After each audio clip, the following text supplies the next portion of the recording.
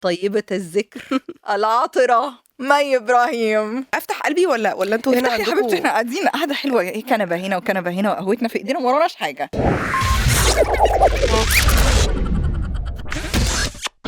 يا أهلا بيكم في انرجي بلس، الحاجات اللي مش هتشوفوها ولا هتسمعوها على الراديو بس هتشوفوها وتسمعوها هنا في انرجي بلس على كل الديجيتال بلاتفورمز بتاعة انرجي. ودي أول حلقة، بس النهاردة مش هقعد أقدم الضيف، احنا قاعدين مرحرحين قاعدة حلوة على كنب، المج في إيدي بتاع القهوة، يعني قاعدة لذيذة. فمش هقدم أقول الضيفة اللي عملت هي عملت حاجات كتير، بس هقول طيبة الذكر العاطرة مي إبراهيم. لا هو عشان لا عملت ولا سوت عشان كده. لا مي ما تهزريش. بقول لكم يا جماعة دلوقتي ازيك يا مي الأول؟ زهقت من تعددية العلاقة بجد؟ يعني بجد والله العظيم. يعني اتصاحبنا واتشاركنا واستضفنا ورقصتيني واستضفتيني وشاركتيني مش حابة أقول الكلام ده لأن كلهم انتهوا نهاية مأساوية ما عدا الصحوبية، فعايزة أحافظ على أكل عيشي. كل حاجة تانية باظت. والله أنا مش عارفة، يعني قراراتك ساعات ما بتبقاش سليمة إن في أول حلقة تختاريني أنا ضيفة، بس يعني انت عارفة أكيد شفتي شيء معين احنا مش شايفينه، لا بس إن شاء الله هقولك ربنا ليه. يوفقك. يعني انت بقالك شهر هنا صح؟ اتقابلنا في الشهر ده مرة، ليه؟ معاكي العيال وانا معايا بنتي ومش عارفين نوفق الناس دي كلها، فكان الحل الوحيد ان احنا نقعد القعده دي. ايوه المشوار الوحيد اللي بننزله من غير عيال هو الشغل. ايوه فجبناها في الشغل، حسيت ان هو ده بالظبط. احنا بنشتغل بس في الحقيقه احنا قاعدين بنشرب حاجات مع بعض، يعني اشربي القهوه وانبسطي كده من غير ما حد ينادي عليكي. انبسطتي؟ انا ده انت بتفكريني بحاجات بتنكد عليا. وموضوع القهوه ده خصيصا برضو، يعني انا بحاول عامله مغلف صغير كده هبقى هديهولك ان شاء الله، بس هو لسه في الطباعه. ايوه كيفيات شرب القهوه ب... ب... ب... بشيء من الاسترخاء. مش هقولك باسترخاء لان ده صعب الوصول ليه شويه، بس بشيء من الهدوء. انت فاهمه انا بقول ايه؟ وصلتي له ده ولا انت لسه في الطريق؟ طبعا عامله كذا تكنيك طبعا. طب ما تقولي لي 3 منهم. بصي، في كذا يعني كذا يعني ما انت متأكدة انك شاربة القهوة؟ انت كده تمام. استني بس. لا ما احنا براحتنا هنا. ماشي خلاص.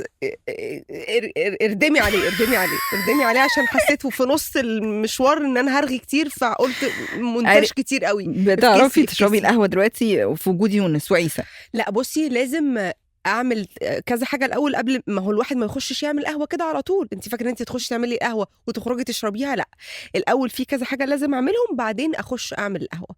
نشاطات الهائيه، نشاطات سيمي ترفيهيه. ايه ده؟ زي ايه؟ بصي، مش عارفه اشرح لك قوي، بس هي العاب كده وحاجات معينه لازم تقحمي الطفل في دوامه كده، ما يبقاش فاهم راسه من رجليه، عشان تعرفي تلهيهم شويه وقت، تعرفي تقعدي تشربي اي حاجه. بقولك انت عارفه انا بقيت اعمل ايه في البيت؟ عارفه الثيرمال مج اللي هو بنخرج بيه؟ اللي هو بنخرج بيه بنحط فيه الحاجات عشان بنقعد مثلا ساعتين في الطريق فيبقى مدفي معانا المشروب. انا ده بقى المج بتاعي الرسمي في البيت، لانه أيوة مفيش مشروب هيتشرب سخن. أيوة. فالثيرمال مج عايش معايا كاني في مشوار مش عارفه هرجع امتى. طب السخن لو برد عادي هيبقى بارد.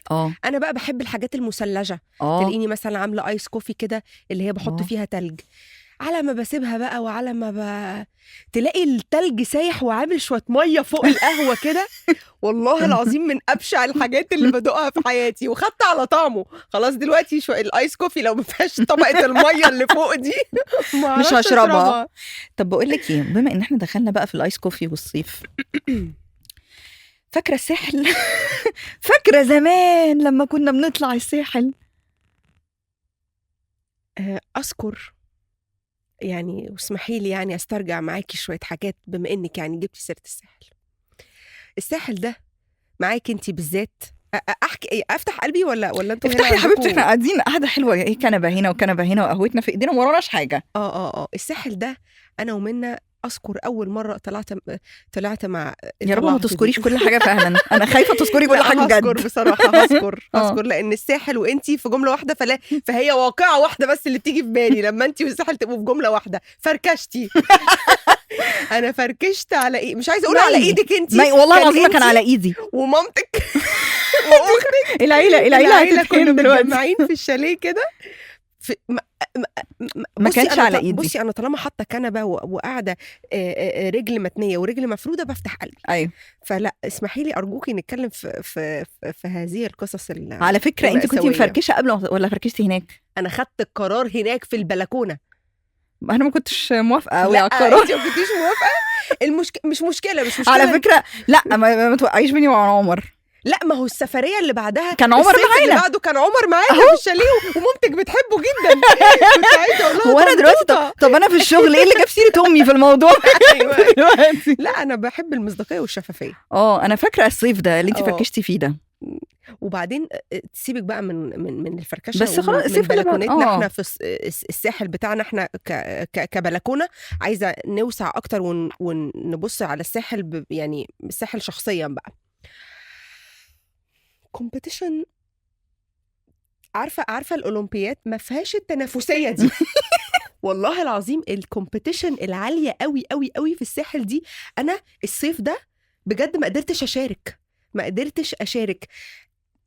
احلى حاجه في احلى كل حاجه لازم اروح احلى مايو احلى نضاره واحلى شنطه بحر واحلى مش انا بجد يعني مجهود مبذول كبير قوي. انا مش قادره احلق على كل هذه المنتجات. المشكله مش في كده، انا عارفه المشكله في ايه. لما بفتكرنا في الساحل احنا انا ومايا يا جماعه بنمثل امهات كتير قوي. لا في ايه والله ايه ده في كت؟ لا ما فيش كت. انا بمثل امهات بقالي سنتين فجاه بقيت بمثل. ما انا بقالي سنه ونص. لا معلش لا استني جايه لك في الكلام. احنا بننزل على البحر شكلنا عامل ازاي؟ انا هخليكي تعترفي بنفسك.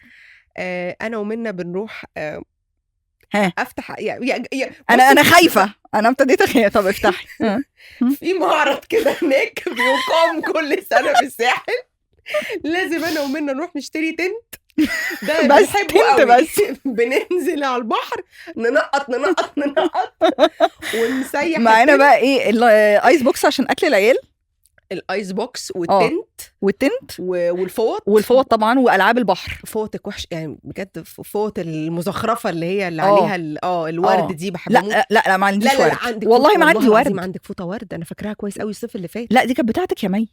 انت سايباها عندي في البيت. فوطه اللي هي حرفها ورد دي. عمري ما كان عندي فوطه حرفها ورد. ساعات بيبقى في ساعات بيبقى في تطريز. احب الامبرويدري يعني. وطبعا تحس ان احنا يعني عاده الستات المفروض تبقى او يعني انت انفلونسر ماشي وانا مذيعه. قولي وشي مش معروف بس مذيعه. فمفروض نبقى مثيرين للابهار على البحر. احنا مثيرين للشفقه والله. تحس حد عايز يكرمش لنا 5 جنيه ويقعدنا يطبطب علينا.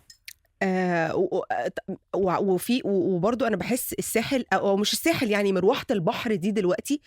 احنا من يومين فاكره انا وانتي من يومين قررنا ننزل البول اللي تحت البيت. دي معركه. ده preparations ما قبل النزوله والحاجات الكتير قوي اللي شايلها في ايدك. طفله في الايد دي والايد دي كان فوط وفلوترز. كبيره الايد دي علقه كبيره كده لحاجات شنط والفوطه والميه بتاعه الميه وصن بلوك ومش عارفه ايه. لا ونزلنا ساعه وطلعت انا حاسه ان انا ليه ده نزلنا بول يعني مش قصه ساعة.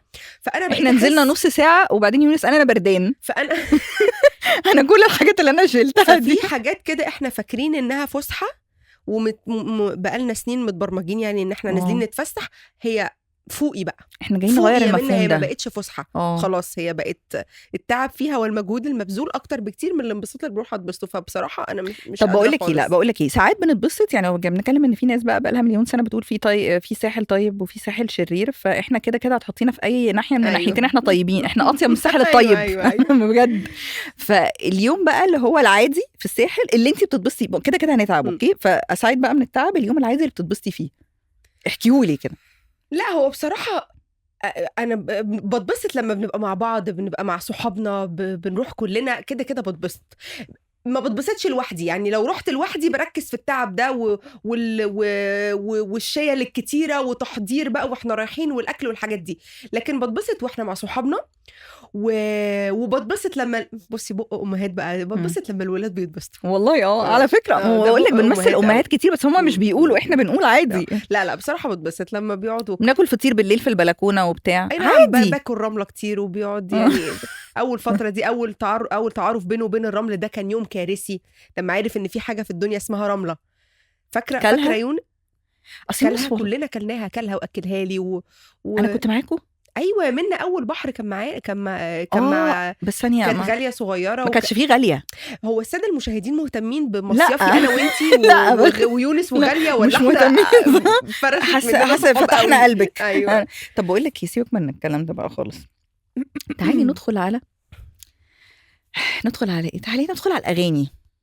ساحل اغاني مي تمسك البيتس من هنا. بس بقى انا دخلت السين ومش عارفه اطلع منه، وعمر عنده نفس المشكله. قولي لنا الاغاني الفيفوريت اللي هو لما تقعدي كده عايزه تتسلطني تسمعيها.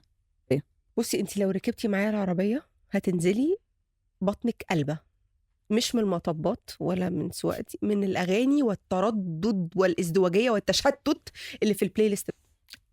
احكي لي انا هتغني وانا لا انا افتح لك نقرا نبص بصه كده، هفتح لك البلاي ليست. نحدد سيكولوجيتك من البلاي ليست. لا والله نعرف برضو. لا ما تحكميش عليا من البلاي ليست بتاعتي. البلاي ليست بتاعتي بتاعت واحده مش عارفه هي عايزه ايه في حياتها. صوفي ايجيبشن بروجكت. حلو. رضا البحراوي. ايه ده؟ في ايه ورا بعض؟ والله العظيم اهو. ماشي، انا مصدقاكي صادقه. رضا البحراوي. اللي بعده اللي لينا عندكم شحتناه واللي ليكوا عندنا طلعوه لله. ابعتها له. بهز عفروتو. تمام. قدام عيونك لقيتني بقول يا ريتني افضل مع عمرو دياب. اوكي. اكمل انت الحب اهي. والله العظيم انت الحب اللي هي بتاعت زمان. مخصماك وبعد عن يعني ساعات برضه احب اشوف الشباب بيسمعوا ايه يعني. ماشي. انا الغلطان شاب رزقي. مش انا الغلطان. لا انا الغلطان مش انتي. انا اللي عشقتك ما عشقتي. بحبها. كفايه عشان بس ما تموعيش مني. اغنيتين كمان معلش، 2 كمان. مش بالحظوظ. لا انا بيك فان عفروتو يعني. لا اظن مش بالحظوظ بعدها على طول فرق خبره يعني، عشان برضو يبقى في حاجه متصله بحاجه يعني. بس انا ساعات بشوفك بتسمعي ايه؟ مساله مبدا. كل الجروح اللي ايه يا مي ده؟ معرفش ليه بعمل كده. طب قسميهم. لا لا لا لا لو مش مع بعض، لو مش ورا بعض بحس. هل ده فرط حركه؟ بقول لك ايه، اعتقد انه لا، بس انت لو فتحتي بلاي ليست كل واحد فينا هتلاقيه كده يعني، بس مش بالتشتت ده. انا الشفل شديد عندي. ده حقيقي. عنيف عندي جامد. بقول لك ايه، عمرك انت عامه مش بلانر بس بتنجحي. سلكان يعني. شيء مش سلكان يعني. عمرك بقى قررتي تبلاني الحاجه ووصلت يعني؟ انت عاده النجاحات اللي في المايك وحشه معلش، النجاحات اللي في حياتك بتحصل يعني كونتنت كرييتور عملتيها، بس جات اللي هو مش انت مش فاهمه. انا مش اللي هو بتسعي، مش بكرييت الكونتنت ده. انا بس يمكن ستوري تيلر يعني. انا اي حاجه بعملها بتبقى حاجه حاصله في حياتي، بحب احكيها، وبتبقى مثلا الاكسبيرينس بتاعتي مختلفه فيها، بصيغها كده او بعمل منها كونتنت. ده اللي بحس ان انا شاطره فيه. انما انا مش يعني، اصل كونتنت كرييتور دي كلمه كبيره جدا يعني. انا بعتبر كونتنت كرييتورز دول ناس تانية خالص يعني. مثلا عندك ده لو هنتكلم على السوشيال ميديا يعني، لو عندك مثلا الدحيح، عندك مثلا استاذ سامح سند بموت فيه، عارفاه؟ طبعا جرايم. انا بيجي لي شويه احلام بالليل. انت برضو قبل ما تنامي بالليل برضو؟ انا كل يوم جريمه شكل لا كل يوم بقوم بجد، بقوم تعبانه من المطاردات وادله بقى لا بيتعبني استاذ سامح سند بالليل، بس ما اقدرش انام غير على استاذ سامح سند. وعندنا كمان ده الكونتنت بقى. دول ناس بيكاري كونتنت قصه وفي في مجهود وفي ريسيرش وفي بالظبط. طب ما هو في كونتنت اللي هو الكونتنت اللي بيضحك، الكونتنت اللذيذ، ما هو ده كونتنت يعني. ميرسي. يعني لو انت شايفه. لا بجد، ما هو بس واخد اشكال مختلفه. يعني ممكن نقول انا ستوري تيلر بس مش اكتر يعني. طب بتحبي مين في الجانرا بتاعتك؟ هو احنا ليه ما اتكلمناش في الموضوع ده قبل كده؟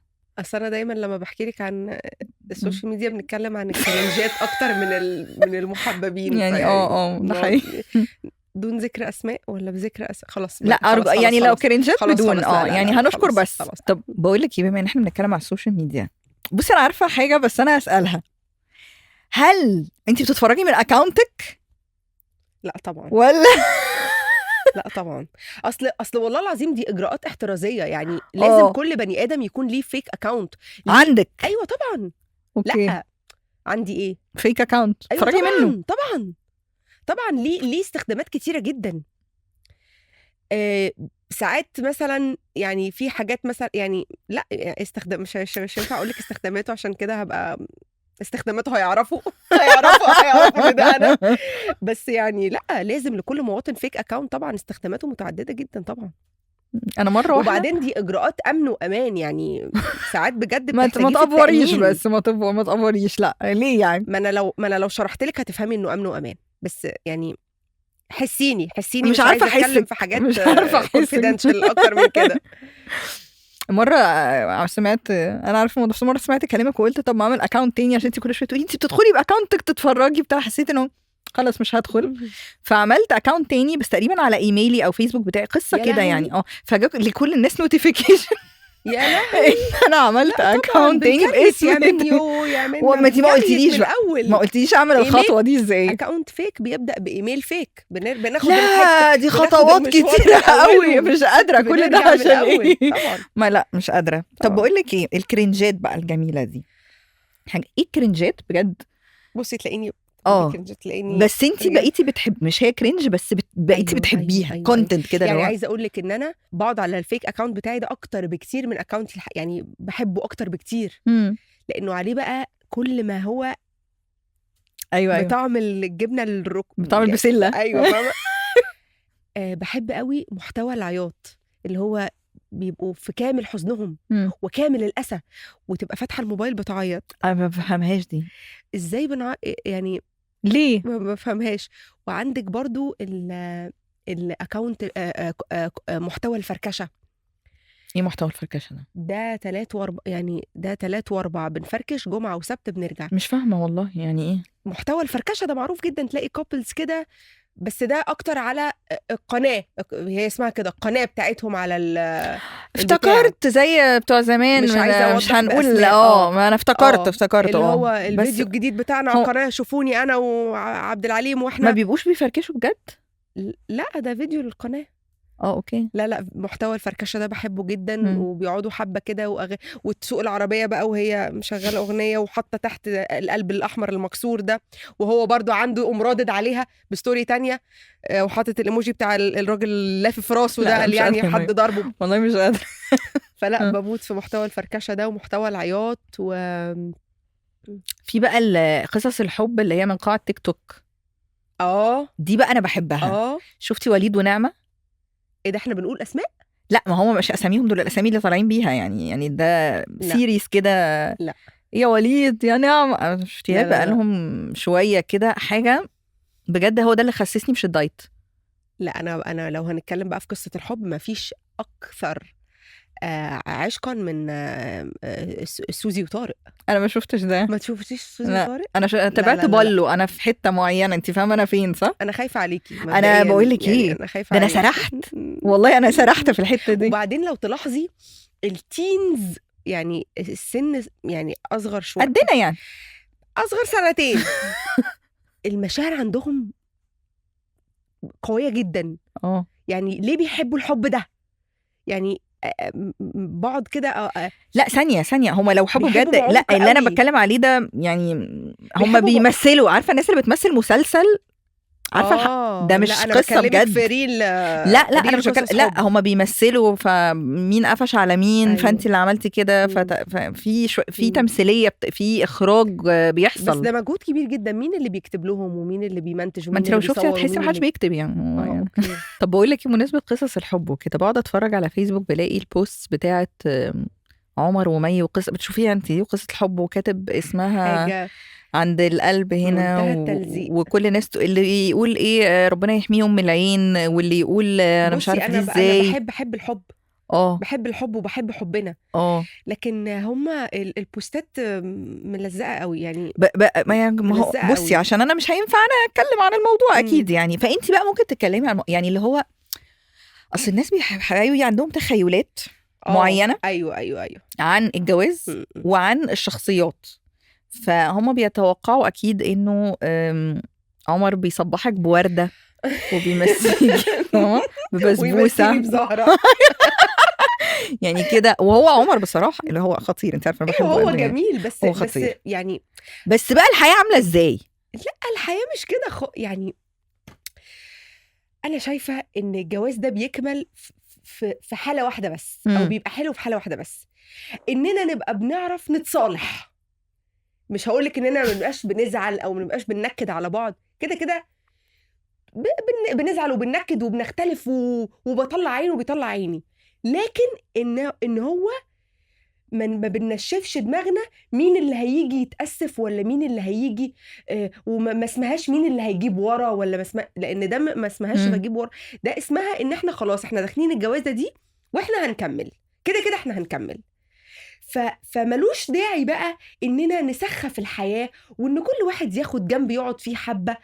لا بنمشي، لو حاجه تتمشى نمشيها خلاص خلصنا. انا خلقنا ضيق، مش هنقعد بجد هو واخد جنب وانا واخده جنب ونشوف مين اللي هيتنازل ويرجع هو يتكلم ويتأسف. لا مفيش الحته دي. وحاجه كمان بقى انا اكتشفتها وما اعرفش ممكن حد يهاجمني ولا لا، او الناس مش عايزه حد يفهمني بشكل غلط.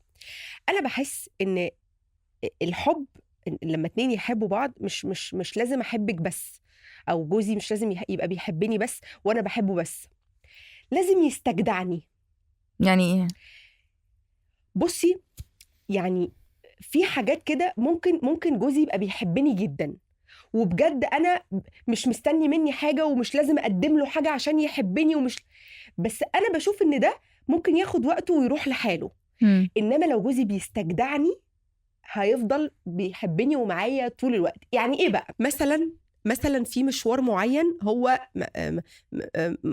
ملزم بيه، مثلا هو بيجيب مثلا ابني من المدرسه، لو عايز يريح، مش وراه حاجه مثلا ولا حتى حاجه طارئه، بس عايز يريح، اقعد انت انا هنزل اجيبه من المدرسه مش مشكله. عايز ينزل يخرج وكان وراه حاجه مثلا مهمه يعملها، او ورانا مشوار معين لازم ننزل نجيب حاجه البيت مثلا او حاجه، انزل اخرج صباح الفل ما فيش مشكله.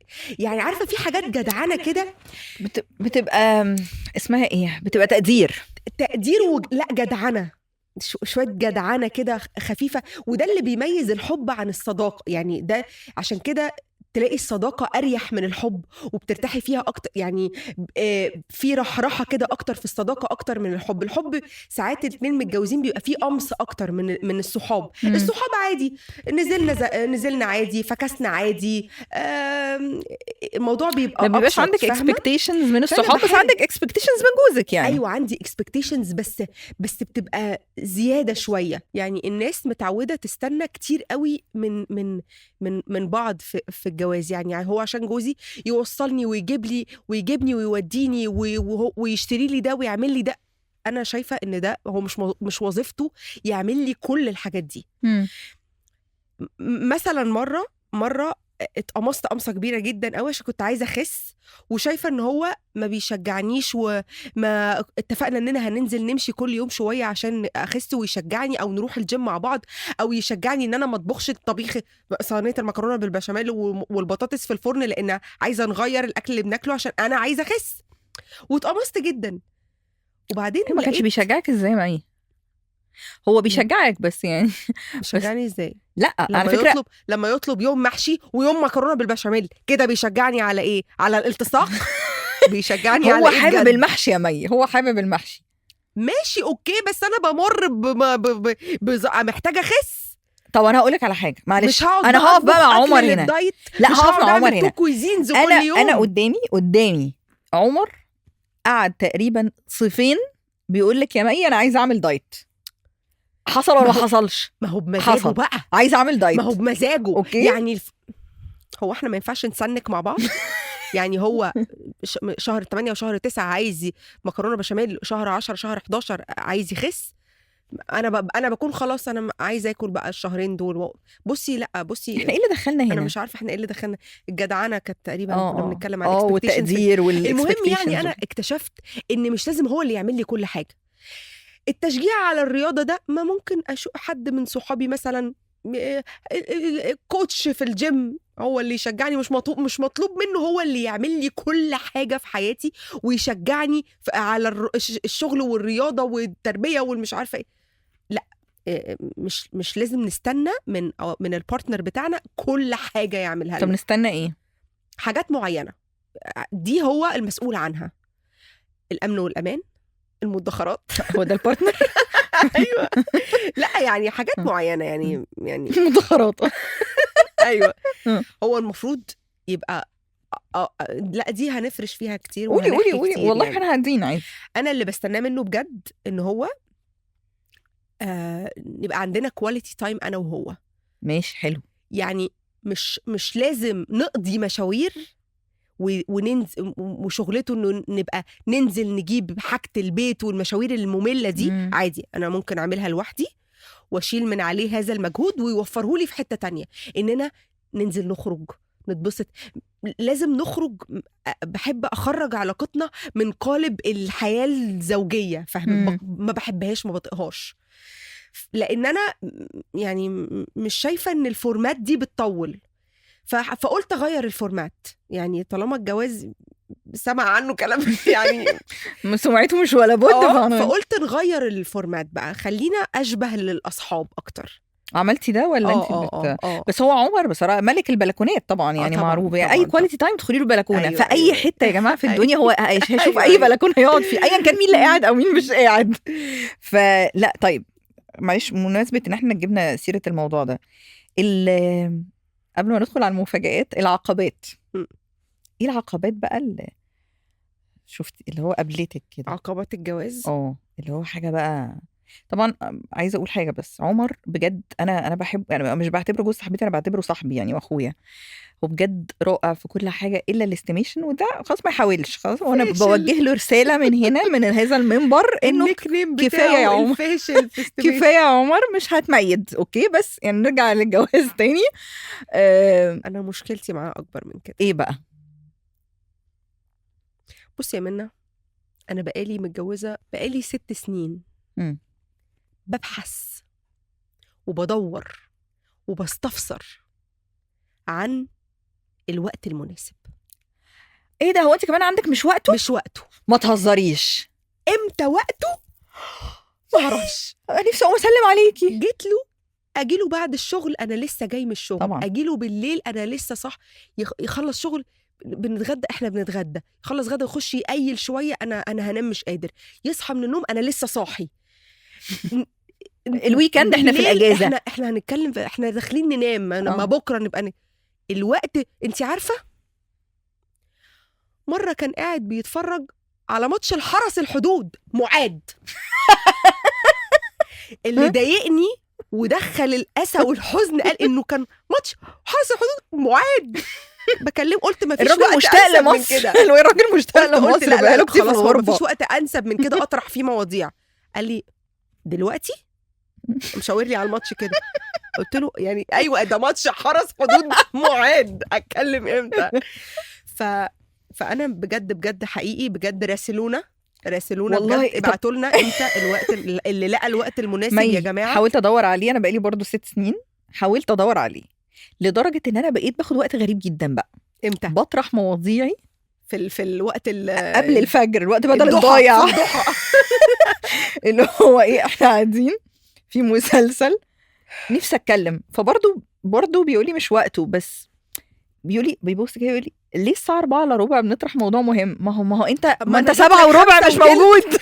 ما انا جيت لك 5:15 برضه مشيتني وقته. وبعدين في الاجازه، احنا في الاجازه هننكد على بعض. ايوه في الشغل احنا جايب شغل تعبان. ايوه طب ما لقيتيش لسه؟ والله ما في. بس بقول لك والله العظيم كله يتغفر من المفاجاه اللي عملتيها له في عيد ميلاده كله. لا انا هو عيد ميلاد واحد. لا انا عندي قصدي مفاجاه معينه انت عارفاها. انهي عيد ميلاد؟ المفاجاه الفاشله. الفاشله اللي عملتيها له في عيد ميلاده. انهي واحده؟ انا فشلت لما كتير. اجرتي له عربيه ممكن تحجرهم على الموضوع ده. بس ليه فاكره لي الفشل؟ ما انا ليه عيد ميلادات كتير موفقه وبعمل اصل انت عارفه ليه فاكراها لك؟ عشان انت كنتي فخوره بيها. عارفه لو سكتي كنت تمام. ايوه بجد مش بحاول اخرج بره الصندوق. عملتي ايه؟ احكي لهم عملتي ايه. هو بيحب عربيه معينه كده، قلت استاجرها لمده يوم واحد. فواضح واضح ان انا ما كنتش يعني كنت بحاول اعمل له حاجه حلوه بس جبت له بلوه يعني. لا هو اصلا نزل قال لها هنروح فين؟ قالت له ما اعرفش. ايوه انتي اجرتي العربيه بس ما عملتيش العيد ميلاد. ايوه انا قلت هيلف بيها شويه تحت البيت، اعمل عيد ميلاد ليه؟ ما احنا مش بننيمه فاهمه يعني مش طفل وبننيمه هنلففه العربيه هينام. أيوة يعني ايه يلف تحت البيت؟ انت مأجره له سكوتر. والله اتبسط. ايه ده؟ هو قال لك حاجه تانية؟ قال قدامك قال انا كنت نفسي اروح مكان بقى يعني كان نفسي اكمل العيد ميلاد. ايوه ما مكان ده بنعملها كتير يعني، بس المفاجاه كانت العربيه يعني. بصي طب والله عملت حاجات تانية كتير حلوه. اقول لك ايه؟ قولي حاجه والناس ما تعرفوش. الناس شافوا الموبايل، انا شفت التريجر هانت مره كنت تصدقي والله العظيم الراجل ده شاف كتير. مره في احد الاعياد الميلاد برضه هو حبيبي بقى بيخاف من عيد ميلاده، ما بيحبش اليوم ده. اول واحد يبقى تروماتايزد من عيد ميلاده، ما بيحبش اليوم ده في السنه. عيد ميلاده ده انا اللي بتبسط فيه بجد، بعمل الحاجات اللي تبسطني. قلت هنروح يخت. حلو. طب ما ده حلو ده، انا انبسطت. يخت طبعا حاجه حلوه جدا. طبعا انا عاملاها له مفاجاه ومش قايله له ان مش قايله لهذا الرجل ان هو نازل من بيته رايح يخت. يخت انتوا يعني احنا واصحابنا. انتوا اصحاب؟ احنا واصحابنا. حبيبي نازل لابس قميص وبنطلون كتان. بنطلون لا مش كتان، البتاع اللي هو بيحرر ده، الجبردين ده. نازل فورمال رايح يخت، رايح ميتنج. ايوه مش انا بقى انبهه. طب هو انا عامله له مفاجاه مش عارف ان هو رايح يخت، انا عارفه اننا رايحين نخت. اقول له مثلا هات معاك مايو، هات معاك مثلا. انتوا هتنزلوا الميه؟ ايوه انا فاكره يخت هتتفسحوا باليخت وترجعوا. لا ما احنا في نص الرحله بننط في الميه. هينط كده بالبدله. ايوه مش انبهه، احذره، اقول له هات معاك حاجه، هات معاك غيارين. أيوة. اي حاجه. ايوه فروحنا بقى اليخت، كل الناس بقى شبابيين ولابسين تيشيرتات وشورتات وداخل بقبعه وداخل على الهودج بقى. داخل بقى واحنا ماشيين على اللوكيشن، هو شايف اننا عمالين نقرب ناحيه مكان ساحلي. عمال يكدب نفسه يقول احنا رايحين على طريق المارينا ولا انا بيتهيألي؟ طب مثلا في حاجه فتحت جنب المارينا، فلا ان انا وقفت قدام موقف اللانشات ده. موقف اللانشات مش المرسى يا شيخه بقى. الجراج بتاع ده المشكله بقى ده. الجراج بتاع اليختات. ودخل لقى صحابه بقى وهو عيني لابس بنطلون جينز كده ومقفز كده. وكلهم نزلوا الميه واتبسطوا قاعد لوحده. فكلنا الحقيقه اتبسطنا بعيد ميلاده ده ما عدا هو. بقول لك انا فاكره اول عيد ميلاد عملته لجوزي، كان اصحابنا لسه يعرفوا بعض يعني، فاهمه يعني ده في حته وده في حته وهم بعيد وكده. فعملت له سربرايز بارتي، جبت كل صحابي وعزمتهم، صحابي انا بس. صحابك انتي؟ فهو دخل سربرايز. عارفه انت كنتي موجوده في العيد ميلاد ده بجد؟ ايوه سربرايز. هو اتفاجئ حبيبي، ما يعرفش حد. انتي ما كدبتيش. هو ما يعرفش حد، هو فعلا اتفاجئ ان ما فيش بني ادم هو يعرفه في اللي قاعدين. بس بنتبسط طبعا. على الاقل احنا بنفكر. والله. اقول لك على حاجه مأثره فيا قوي. قولي يا حبيبتي. انا مره اتضايقت قوي قوي قوي قوي قوي قوي قوي بجد. عشان جاب لي برفيوم. هي برفيوم خطيره. طب وايه المشكله انه يجيب برفيوم؟ وغاليه جدا وخطيره جدا، وحبيبي عامل لفته جميله وكاتب اسمي عليها. طب ده حلو يا مي. لا يا منى، برفيوم يا منى، يعني ايه يعني؟ ما على فكره هو العادي يعني مش وحش يعني. فين القيمه العاطفيه؟ لا ما هو برضو الفكره وراء الهديه. فين too much creativity kills. عجب برفيوم، حط لي اسمك عليها. برفيوم يا منى، برفيوم ساعه. ده ما ينفعش نجيب برفيوم وساعه في علاقه حب. فين الحاجه اللي لقطها من جمله انا قلتها سنه 98 ففضل محوشها فدور عليها ايه ده؟ برفيوم. هو انا ما بستحمل؟ هو انا ريحتي لا عجب يعني لا طبعا يا منى، برفيوم يا منى. طب ايه اكتر هديه عجبتك؟ سيبك من اللي ما عجبكيش. اكتر هديه عجبتني لا بصراحه كل حاجه. هو بس السنه بتاعت البرفيوم دي جلت منه، كسل، كان وراه حاجات مش فاضي، بس هو بصراحه لا بيفكر. انا فاكره حاجه كده بيفكر، بيعمل حاجات جميله. مش عارفه المفروض اقولها ولا لا، هنعرف دلوقتي. تقريبا بتاعت ورد، جاب لك ورد في حاجه كده صح؟ طب ده كلام. انا فاكره انسيدنت زي كده والله العظيم. طب ده كلام. كان ايه اللي حصل؟ هو انا في المستشفى شايله اللوز عشان يخش عليا بورد. والله ورد العظيم. ده الورد جميل والله العظيم. ده مصر كلها تتمنى ان جوزها يدخل عليها بورد. اقسم بالله العظيم ده اوحش. هو كان الانسيدنت كان يعني كان إيه في حاجه يعني ايه لا كان عيد الام، كان في حاجه وبيفتفت في الارض كده ده كان في عيد الام. عيد الام كان طب عيد ما ده حلو يا مي. وكان اول ام ليا، كان اول عيد اول مره ابقى ام في عيد الام. وقاعده بقى استنى، انت عارفه لو كان دخل عليا بطقم كوبايات لسه كنت كانت هتبقى حاجه فولكلوريه جميله ونضحك كلنا، انما ورد. لا انا انت عارفه ان انا لسه متضايقه لحد دلوقتي، بس انا ما بقولوش. لا ربنا يكون في عونك طبعا، اكيد انا قلبي معاكي يا حبيبتي، جالك ورد معاه. ايوه وعارفه. طب اقول لك على حاجه بس عشان تعرفي ان التفاصيل الصغيره بتفرق. والله العظيم لو الرجاله تفهم ان التفاصيل هي اللي بتفرق. انت عارفه ان انا اللي قمت فتحت للراجل والله حاسبتيه؟ طيب هو كان حاسب اونلاين. طب الحمد لله. بس الجرس رن، مش انت بقى مثلا فاهم وعارف ان انت جايب لي ورد فتقوم تفتح وتخبيه وتقوم مثلا مطلعه لي مش قادر يا مي، الراجل تعبان من الشغل، راجع من الشغل تعبان. الجرس رن قال لي ايه ده مين؟ قومي افتحي. قومني افتح، لقيت الراجل باعت لي ورد، وانا طبعا مش فاهمه، هو اكيد ده مش لينا، احنا ما عندناش حد. لا ممكن يكون كلاينت باعت لك بس كامبين. أيوة. يعني فقال لي مي. قلت له مي؟ لا مش مي. ايه الورد ده؟ ما خده. لا مش خدته. قلت له عمر ايه ده؟ قال لي ايه ده هو جه وقال لي كل سنه وانت طيبه. قلت له كل سنه وانا ايه. والله العظيم كيوت يا مي، حرام عليكي. كل سنه وانا ايه. حرام عليكي يا شيخه يا شيخه. لا. طب امتى حسيتي ان الورد مناسب للموقف ده، ولا انت اصلا ضد فكره الورد؟ الورد ده انا بالنسبه لي الورد مستشفى. انا رايحه بسرعه، اللي دخل المستشفى ده دخل طوارئ فجاه فما لحقناش نفكر فهنعدي نجيب ورد. غير كده الورد ده ما شوفوش في مكان تاني. انت شوهتي لي صوره الورد في عيني. لا ايه، لا يؤكل، لا يلبس، لا يستخدم. ايه الماديه دي؟ لا. ما بيتعملش بيه حاجه. عايز تعملي ورد مربى يعني عشان يبقى بيتعمل بيه حاجه يعني رمز للامتنان والحب. طب ما يمتن بشوكولاته، طب ما يمتن بحاجه تانية. طب بقول لك سيبك من الموضوع ده، مش هنخلص. طب بقول لك سيبك من الموضوع ده، انا عايزاكي في موضوع اهم. ولادنا ما ادوناش الفرصه ان احنا نتكلم فيه واحنا عندي في البيت.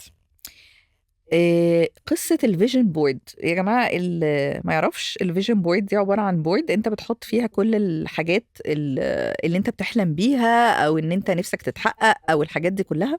فكنا بنتكلم انا ومي ان هي كانت قاعده هي واصحابها بتعملوا فيجن بورد، بس انا هروح ما قبل كده شويه. انت اصلا انا فاكره زمان لما كنا قاعدين بنتكلم كنتي بتقعدي تقولي انا بفيجوالايز حاجات وسيناريوهات وبتحصل، اللي هو زي قانون الجذب واللوف اتراكشن والفيجواليزيشن والحاجات دي. انا اتكلمت كتير وانا واكله بيتزا قبل الحلقه، فيا ريت تكملي انت الموضوع. كملي انت، هم فاهمين قصدي. بصي فكره الطاقه دي هي اوريدي الناس ابتدت تتكلم عنها كتير الفتره اللي فاتت، ومانيفستيشن والحاجات دي، وابتدينا نشوف عنها فيديوز، بس هي اصلا اساسها في الدين.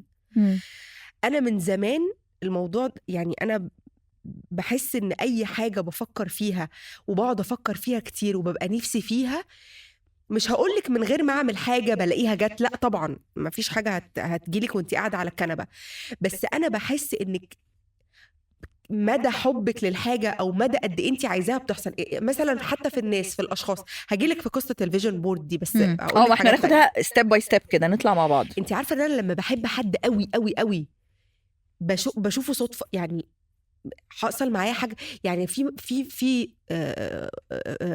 مغني اسمه عمر بلمير. الولد ده مغربي وما جاش مصر قبل كده تقريبا، يعني ما بيعملش حفلات في مصر، وانا بحبه جدا. وهو تقريبا الفتره دي، هو دلوقتي معروف شويه، بس هو كان الفتره دي اندر جراوند، مش كتير ناس تعرفه. انا كنت بحبه جدا جدا جدا، بحبه جدا. عايزه اقول لك في يوم من الايام ماشيه في سيتي ستارز لقيته قدامي. انا مؤمنه، انا بصي دي مش صدفه، دي مش صدفه ان عمر بلمير اللي ساكن في اخر الدنيا وما بيجيش مصر اصلا، وانا سيتي يعني ازاي يعني كذا مره ابقى بحب حاجه قوي او نفسي في حاجه قوي. طب هقول لك على يعني مش عارفه ينفع يعني هو كل حاجه يعني قلناها ما ينفعش تتقال، بس أيوة قلناها لا خلاص. يعني حاجات بشكل غريب يعني زي صدف غريبه جدا. مثلا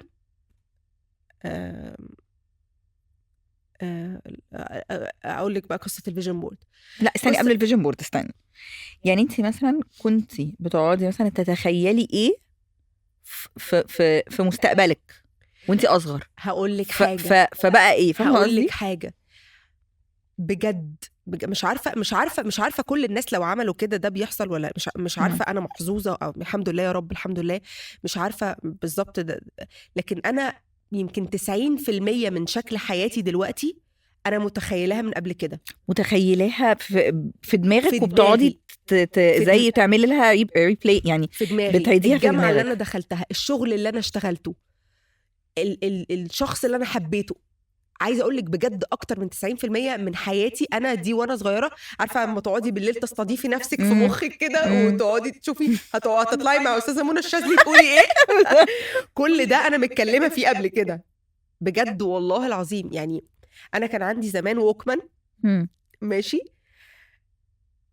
كنت بقعد اسجل فيه مع اقعد بقى اعمل انترفيو مع البواب بقى تحت واقول له ابو محمد شايف ام محمد فين كمان 5 سنين. يعني بقعد بقى افيجوالايز بقى ان انا هبقى مذيعه وان انا هخش اعلام وان انا مش عارفه ايه ومش.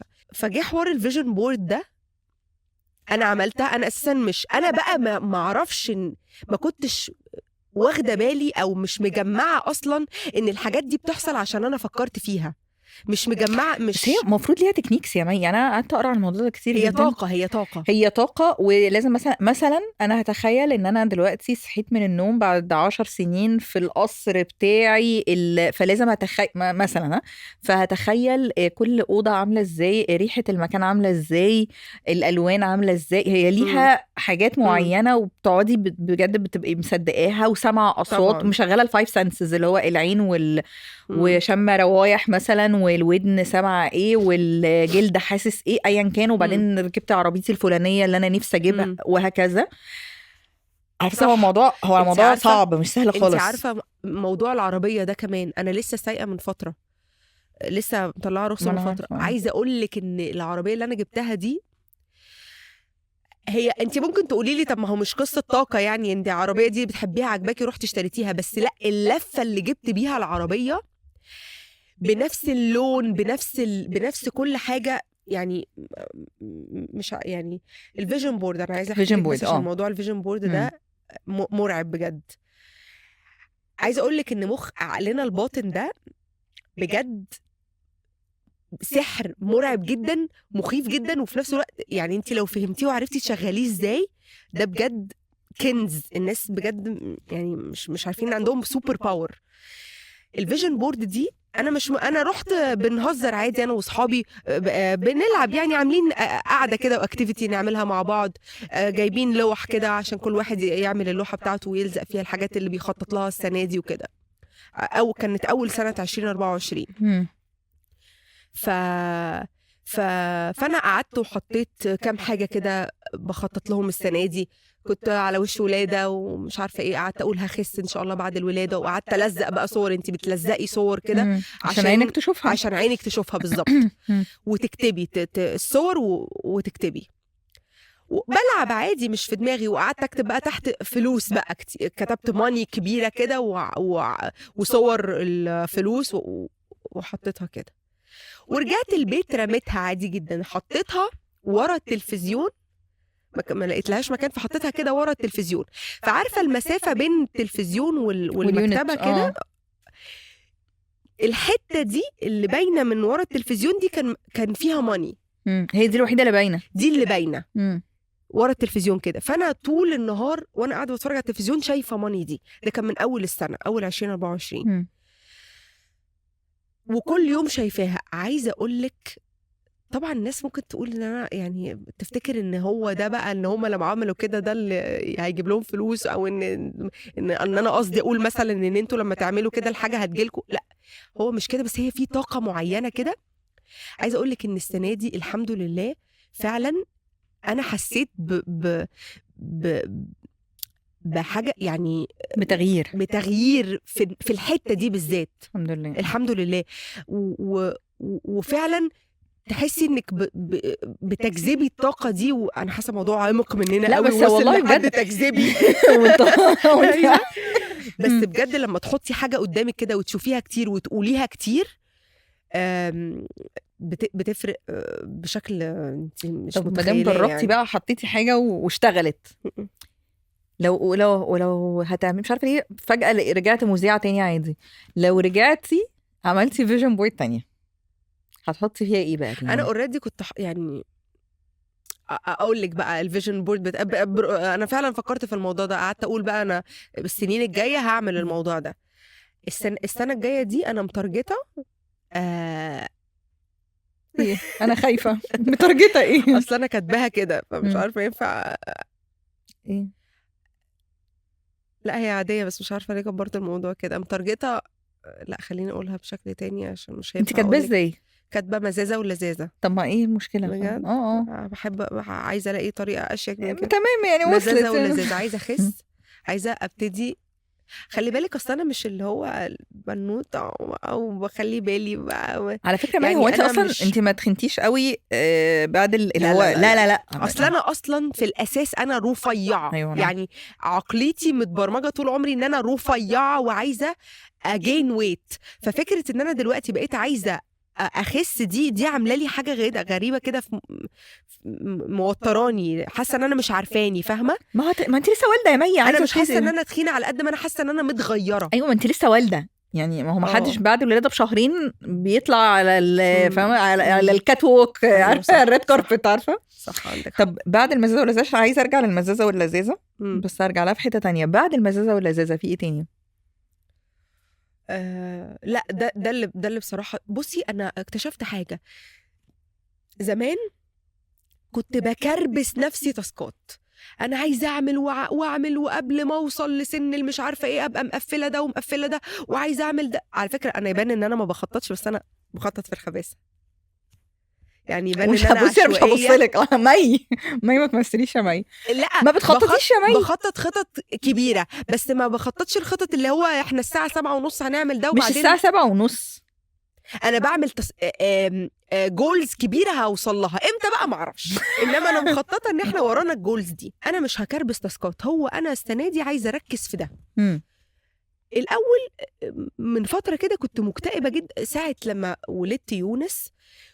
الفتره دي انا بجد نكدت على نفسي نكد غير طبيعي. قعدت اقول انا ما بقتش شاطره، انا ما بقتش عارفه اعمل الحاجات اللي كنت بعرف اعملها زمان، مش عارفه اعمل، مش عارفه اشتغل، مش عارفه اعمل، مش عارفه ايه. كنت لسه والده وام لاول مره، ووالده لوحدي، مسافره لوحدي، معيش ماما، معيش اي حد يساعدني، ومش فاهمه حاجه خالص، وسايبه شغلي، وحياتي كلها اتغيرت فجاه. فقعدت اكربس بقى على نفسي ان انا ما بقتش اعرف اعمل ده، وعايزه اعمل ده، وعايزه أبقى، وفي نفس الوقت ابقى ام كويسه، وفي نفس الوقت ابقى انا وعمر ما نبعدش عن بعض عشان جه بيبي والبيت بقى دوشه، كل ده عماله مركزه فيه، وعماله كرابيج بجلد نفسي. لقيت ان لا خالص، يعني مش مطالب من حد ان هو يبقى وراه كل الحاجات دي. فانا السنه دي متارجته ان انا عايز اخلي بالي من صحتي، لان انا من تالتي بتاعتي في الاكل مش افضل حاجه. عايزين نبقى نتكلم عن الدايت. طب ما تيجي نتكلم عن الدايت. ليه عايزين نتكلم في الدايت؟ ما نتكلم في الدايت. هنخس ازاي؟ نغطس من هنخس ازاي؟ بصي بقى انا الفت دايت. لا والله العظيم هبسطك يا رب، والله العظيم هتتبسطي بيه قوي. دلوقتي احنا عندنا هنا الرياضه، وعندنا هنا حاجات بنحبها. ايوه دلوقتي احنا ما بنحبش الجيم وما بنحبش ده انا وانتي الناس تحب. انا وانتي ما بنحبش. دلوقتي احنا ما بنحبش الرياضه والورك اوت وما بنحبش الجيم، وفي حاجات تانية بنحبها. طب ايه رايك نعمل كده؟ ايه هناكل في الجيم؟ ايه رايك ندمج الرياضه بحاجه بنحبها؟ اوضح لك. وضحي يا اوضح لك. انا بحب اللف في المولات جدا. بحب اتفرج حتى لو مش نازله اشتري حاجه، بحب ادخل محلات وبحب يعني اتفرج واخش من ده. بحب لفلفه المول دي بحبها قوي. طب ما نخش نخس في المول، بدل ما بعرفش امشي على التريدميل في الجيم هروح مول امشي في المول. بس هو انت مش بنتي لوحدك اللي اسمها رياضه المول. ده انت والديبت والكريدت والجيبه كلنا هنخس. لا انا بسيطر يعني. انت لو هتروحي تصرفي اتخاني احسن، اتخاني بجد. لكن انا بحب البحر، ودوني بقى الساحل هناك نتمشى. ايوه بصي هي الفكره، هو الدايت ده اعمل كده، هنجيب ده انا نعمله كده. عندي طريقه تانية. لا انت قلتي لي برضو على طريقه خطيره، قوليها. لا دي خطيره. بس دي بتخسسك وتجلطك في نفسه. انا بتشل. انا يا جماعه باكل بمعلقه الحلويات، معلقه قد كده، فرزتين في المعلقه ال10 بتجلط بتشل بجد. عشان اخد وقت واحس ان انا شبعت. ما انا اكيله وشوكه وشوكه الحلويات. وساعات بقى ارخم على نفسي اكتر واكل معلقه السكر اللي هي الاصغر، الصغيره خالص دي بتبقى خطيره بقى. بس بجد يا جماعه لو انتم مش عارفين، مش فاكرين منا خاسه يعني الطريقه دي شغاله يعني. والله هي شغاله على فكره. بقول لك ايه، جايبه معايا سكه جدا الموضوع ده. قوي مش عايزه اقول لك ان اجرحك، اقول لك ان دي اخس فتراتك. خلاص يا مي يعني على فكره كان في فتره اخس. انا قصدي خير يعني، انا قصدي حاجه حلوه يعني. المهم الطريقه الثانيه بقى انك تحاولي تعملي في البيت ريسيبيز تسد نفسك خالص. يعني انا بحب الحلويات، بحب البراونيز والكوكيز والحاجات دي. جربي تعمليها مرة بدقيق الشوفان. يا ساتر، بقول لك كده، انا مرة عملت عارفة المج بتاع مج الميكروويف، كيكة الميكروويف. لا انا بجد انا كرهت حياتي. ده بشع. والبيض بيبقى مش مستوي جوه كده واتحرقت من بره، بس البيض ني جوه حاجة بجد. لا انا بس انا ساعتها بسيبها واطلب دليفري، فالموضوع بيبوظ معايا. اشتغلي على الإرادة عندك شوية. لا أنا بخش أعمل براونيز الشوفان دي، وبحلف على نفسي بقى، يعني اللي هو بجبر نفسي. أنا عملتها أصلا هترميها، باكلها. بصي هي الفكرة مش في كده بس، يعني أنا قصدي إن أنتي تعملي حاجات بدايل. يعني مثلا مرة أنا بحب المكرونة قوي. تعرفي إن أنتي تقدري تعملي مكرونة دايت. ما في مكرونة شوفان. بعملها أنا بقى. بتعمليها؟ اوكي. كرهت المكرونه. والله العظيم. فحاولي انتي اي حاجه بتحبيها تعملي لها وصفه في البيت هتقفلي منها على طول. بقول لك ايه، ولا المشكله الناس كانت بتقعد وبتفرج على فيديوز تبقى كونتنت حلو، الوان حلوه قوي. ايوه والسالاد اللي مش عارفه عامله ازاي، والله طعمها تحفه يا جماعه اكل الدايت لو مهما عملت فيه، انا اسفه بس هو مش حلو يعني، مش قادره احبه يعني. مش واخدين بعض صالونات مش عن حب، فاهمه؟ انا بفكر اعمل ايه؟ بفكر اعمل جميله العمر في ولادي واربيهم على الشوفان من الاول. يعني عشان يكبروا ما يعرفوش ان في حاجات ممتعه قوي كده، يعني يتربوا على ايه. يونس المواعه دي. يونس جاب لي ساندوتش جبنه بيضاء، قال لي فين الرومي؟ قلت له ايه يا حبيبي فيه؟ بجد هو يونس ذوقه في الاكل. بحب الرومي بس ما توقعتش. وكوبايه شاي جنبها ينسون. قال لي اعملي لي ينسون بالعسل. ايوه حاسه انه حبيبي انت بتحضر ماجستير. انا عملت له اليانسون ده، كان تعبان مره بس شبط فيه. كنت عايزه اقول له حبيبي ده كل شويه برد وراحوا، احنا هنقعد كل يوم يانسون. عايزه اشرب يانسون ليه بجد؟ ما فيش ما يدعو. فلا انا كنت بنقول ايه، الدايت. بس سيبك من الدايت، انا عايزه ادخل على، انا دايما احب ادخلي بحب اروح لحتت كده. مواقف بقى، اغرب مواقف مع سواء كلاينتس او فانز، لانه انا شفتك في الشغل، احنا اشتغلنا مع بعض وانا اتكلم اكيد على الشغل يعني. بس المواقف اللي بتحصل مع الكلاينتس والفانز. بصي الفانز دي تحضرني دلوقتي عشان دي لسه حاصله من اسبوعين كده. في واحد بعت لي بطاقته وش وظهر. ليه هتعملي تصريح المدينه؟ بجد ايه ده؟ استاذه مي، دي بطاقتي عشان تضمني الجديه. انا عايزه اشوفكم واسلم عليكم، وانا عارف ان الموضوع انتوا ممكن تبقوا مقلقين ان اي حد غريب ما تعرفوش، بس انا بعت لك البطاقه دي للاطمئنان وكشفي عليها كيوت. والله كيوت عليها. هو جميل والله العظيم، بس انا بس اللي يضيق الوقت مش اكتر. بس كانت غريبه جدا بس ان هو بيبعت لي بطاقه وش وظهر. ما ردتش. مامتي بعت لماما بطاقته وش وظهر. انا بجد انا لو اسم النزهه مش هيبعت لي كميه البطايق دي. بعت لماما بطاقته وش وظهر. طنط انا عارف انك ممكن تبقي قلقانه وخايفه ان اي حد يشوفكم ويسلم عليكم، بس دي بطاقتي وش وظهر، انا عايز اشوفكم واسلم عليكم عشان تضمني ان وكشفوا على البطاقه. والله العظيم انا حد لذيذ جدا يا حبيبي والله. فانا بقى يعني طب كلاينت بقى ايه عمرك كامبين سرحت منك يعني كانت ماشيه في طريق كويس لا بصي هو مش كامبين، كان ايفنت. كان اول ايفنت، اول مره هعمل توك زي تيد توك والحاجات دي. سبيكر في ايفنت كانت في جامعه، وكنت لسه متعرفه على عمر وعايز بقى يوريني كم من السبورت غير عادي. حلو ده. وقعدنا انا وهو اسبوع قبلها بنحضر، بنكتب بوينتس كده واسمع قدامه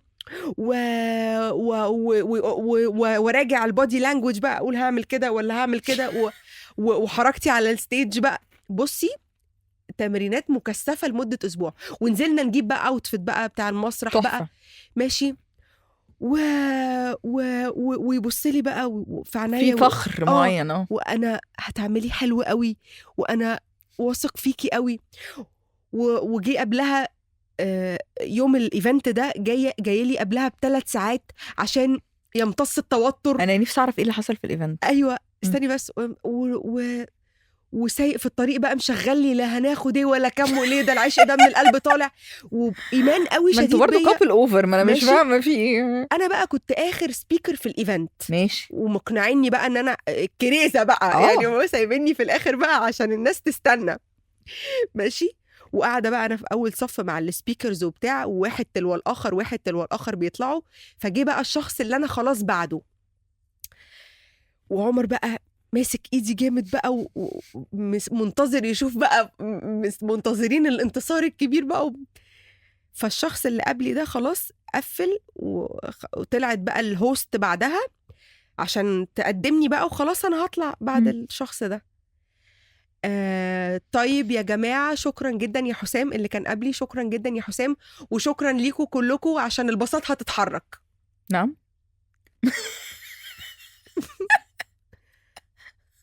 بس على فكرة الهوست دي كانت نورهان، عشان كده كنت بكرهها جدا. نورهان أبو بكر كنت بكرهها جدا في أول معرفتنا، احنا دلوقتي صحاب. ما هي مش هي اللي حركت البساط. قمت بصيت لعمر قلت له البساط.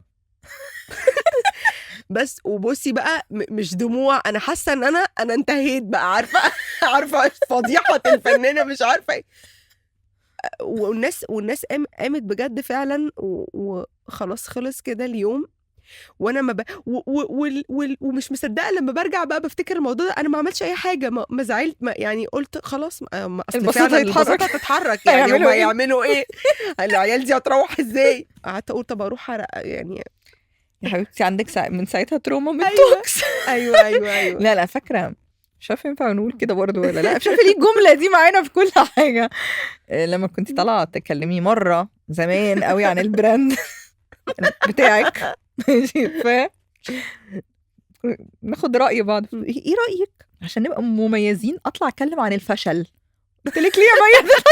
ليه يا حبيبتي ربنا يبعده عننا؟ النجاح بيتكلموا عنه كتير، محدش جاب سيرة الفشل يعني يا جماعة. النجاح بيقولوا لك تنجح ازاي. انا كنت عايزة اعرف يعني كنت عايزة نتكلم في ايه اللي لما تعمله يبقى فشل، لان محدش لفت نظرنا قبل كده الفشل ده بيتعمل ازاي يعني، او ايه اللي لو وقعت فيها ابقى فشلت. انما النجاح معروف مرطرط. بما ان احنا كنا بنتكلم عن النجاح بقى، ما شفتش في النجاح الساحق بتاع حكاياتك ليونس وهو صغير تطلعه يطلع من هنا على مدرسة الحياة خلاص جاهز يشتغل؟ بصي الحدوتة قبل النوم دي أنا بسرسب فيها كل الحاجات اللي أنا عايزة أحشرها له في مخه بشكل غير مباشر. حلو. هي حبيبي هو مش فاهم يعني، هو الموضوع بيبقى كبير عليه. بس أنا يعني بصي مثلا لسه حدوت امبارح دي مثلا، حدوت امبارح لاحظت ان هو في الآونة الأخيرة ابتدى يزن وانا نازله، او لما اجي خارجه يمسك فيا ويقعد يعيط عشان ما انزلش والحاجات دي. حدوته امبارح بقى كان يا مكان يحلى الكلام مش عارفة ايه، كان في ولد كان في ولد جميل بطل يعيط ومامته نازلة خارجة. الله، ربنا كرمه وفتح عليه وجاله شغل بالخارج وجاب عربية. ايوه.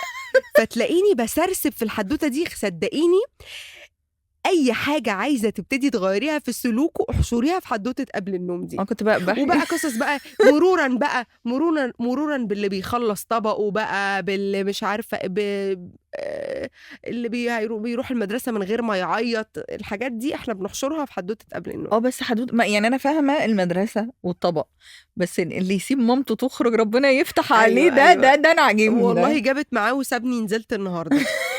هو مستني كرم ربنا بقى عليه النهارده. هو مستني ان النهارده يفتح الباب يلاقي مثلا مندوب بقى جايب له بقى فاهمه حاجه. عارف اللي يسيب مامته تروح الساحل. أيوة. عارفه ايه بيحصل له ايه؟ لا لازم حدوته قبل النوم دي والله العظيم مؤثره جدا في تربيته. طب وعلاقته ايه بعيسى بقى؟ علاقه الطفل الاولاني بالتاني، بصي انا وعيسى في علاقه سريه ما بيننا. انا بحبه من ورا يونس. ما ينفعش يونس ياخد باله. بصي هقول لك حاجه بصراحه والله، لا يعني حرام عليك يا مي. لا يا مي ده طول النهار بيطبطب عليه لا حرام عليكي. ده لاحقا، ده ريسنتلي. اول 3 أسابيع ما كانوش يعني، مع ان انا من قبل مولد وانا ممهداله وحدوته قبل النوم برضو كان يا مكان. كان في واحد عنده اخ، وقد ايه الاخ ده لما تحب اخوك ربنا هيكرمك. ايوه. وقد ايه والاخ وكان في مره ولد فوق الشجره وكان في اسد ونمور تحت، بس اخوه هو اللي جه حارب النمور وانقذ اخوه. قصص عن الاخ، وقد ايه انت حياتك بقى هتتقلب بعد الاخ ده وهو صاحبك وهو مش عارفه ايه. بس برضه هي حاجه في فطرته ان هو وضع غريب عليه، وهو الام دي كانت بتاعته لمده 3 سنين، وفجأة لقى معانا واحد تاني بطبطب عليه وبأكله وبنيمه هو مش فاهم. على فكرة هو بيحب عيسى يعني، ما عندوش مشكلة معاه، هو عنده مشكلة معايا أنا. فأول فترة دي كان متعصب مني جدا، وكان شقي يعني عايز اهتمام، فبيتنطط وبيكسر وبيبهدل، وسلوك مش سلوكه خالص. يعني مش عايز يعني، حابه بس اقول لاي ام انها ما تلومش نفسها او تفتكر مثلا ان ابنها مش يعني مش حابب البيبي ده او انه هيفضل كده. هي بتبقى فتره مؤقته جدا، حاجه بس جديده لسه حاصله هو مش متعود عليها، بس الدنيا بتظبط قدام. الموضوع بياخد شهر هيبره وهطل كده في الشقه، بس الدنيا بتظبط قدام. بس انت مدياله جوب ديسكريبشن، خد يا حبيبي امسك التتينه. أيوة. حامل التتينه.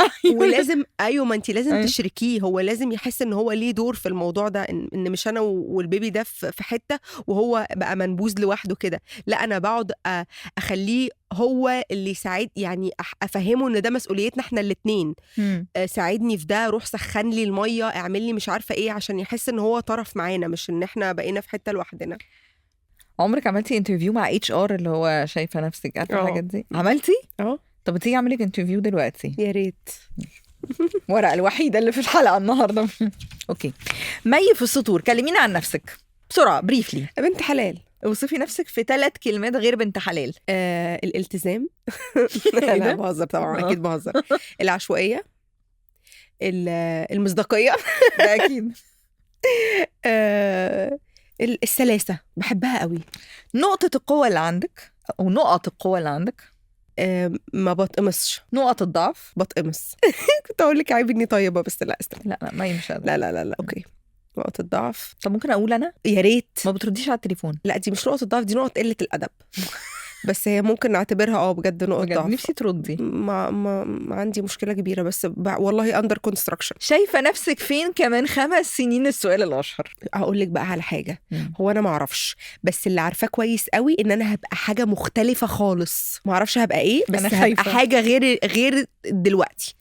في ايه بقى؟ والله العظيم ومليكي عليا حلفان انا مش عارفه، بس هي هتبقى حاجه مختلفه. طب شايفه نفسك فين كمان 5 ايام من دلوقتي؟ 5 ايام؟ لا هبقى سافرت. اهم مهاراتك في الشغل؟ مطيباتيه، مش هيبقى في مشاكل، بحب اصالح الناس. طب دي مهاراتك بره الشغل في الشغل، اهم مهاراتك في الشغل. انا بحب خناقات الشغل دي قوي، بحب اقعد بقى طب انت يعني نقعد بقى نصالح، يعني بحب العركه اللي بتبقى في الشغل دي، ونسمع من هنا ونسمع من هنا ونصالحهم على بعض. بحب القعده دي قوي. خبراتك السابقه مخلطه قوي، يعني عملت كوبي رايتنج ومذيعه، وعملت ستاند اب كوميدي وبودكاست وايه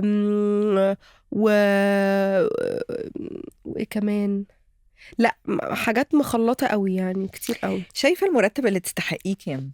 انا التناكه بالرجل على رجل دي حاسه شفتي دي هقول لك بالدولار دلوقتي.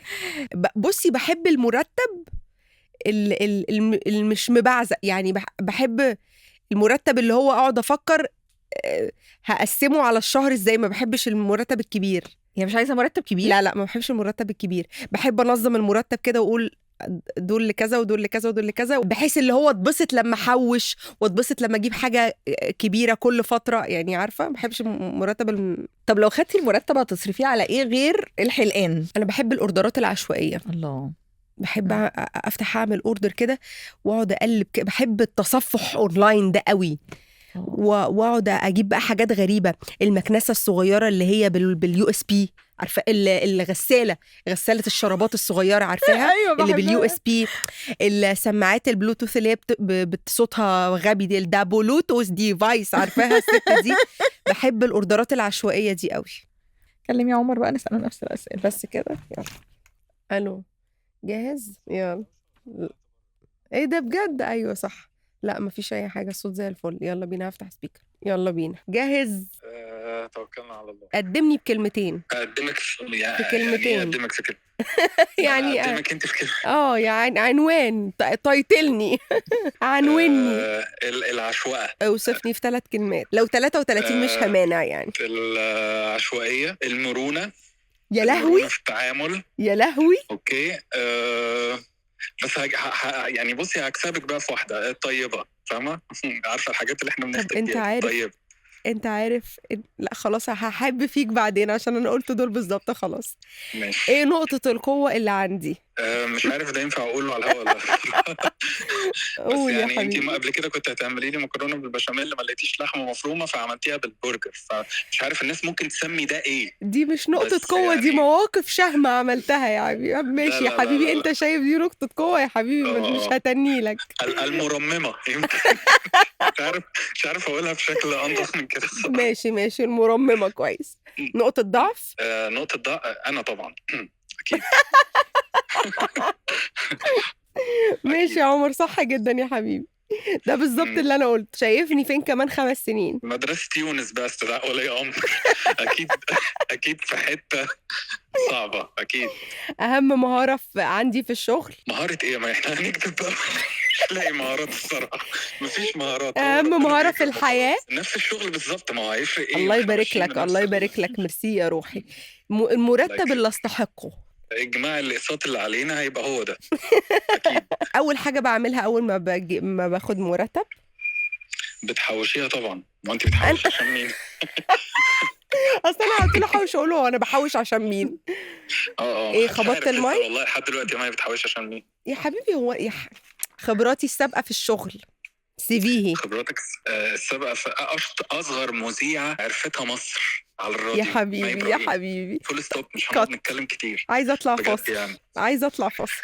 ما يؤسفني ان انا اقول لك ان احنا لازم نخلص، مش عشان حاجه، عشان الناس فاضل تجيب بيجامات وطحن بقالنا مليون ساعه. انا شايفه كده. انا بقالنا مليون. انا زهقت قاعدين. لا معقول ده احنا لسه هنكمل القعده، بس خلاص هم بقى مش محتاجين يسجلوا يعني. خلاص انا عايزه افرد. عايزه امدد. انا كمان. طب ما تمددي. ايوه. طب هي الحلقه خلصت عامه، اتبسطتي؟ انا مش حاسه ان هي حلقه قوي يعني برضه بصراحه، فمش عايزه نتخن الدنيا. أيوة ما تقلبظيش الامور يعني. انا اتبسطت باننا قاعدين على راحه. انا مش مصدقه ان انا وانتي قاعدين دي اول ما يزيد عن الساعه ومحدش ندى، محدش. ايوه محدش قال ماما. ايوه أيوة. بصي انا قاعده ماسكه القهوه، هي خلصت على فكره، بس انا ماسكاها ده تمسكا. أيوة. بالايام الحلوه، احساس المج انه يبقى في ايدي عادي. انا مبسوطه بالنص ساعه دي، وشكرا يا منقوشه. دي اول مره وغالبا هتبقى اخر مره نطلع مع بعض في حلقه. أيوة. ونورتينا في انرجي بلس. يلا باي باي يا حبيبتي. باي باي يا جماعه، نورتونا. سلام.